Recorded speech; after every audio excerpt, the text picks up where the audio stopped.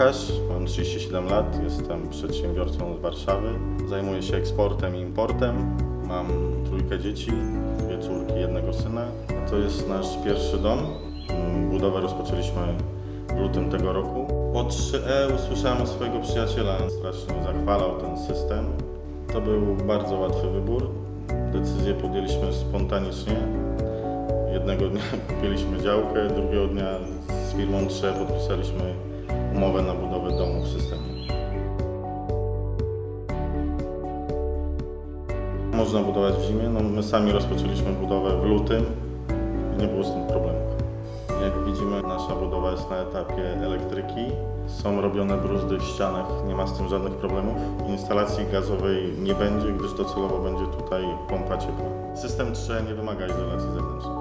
In plus w tym systemie zaskoczyła mnie łatwość budowy, możliwość budowania właśnie w każdych warunkach pogodowych, no i cena mnie zaskoczyła jak na innowacyjny produkt.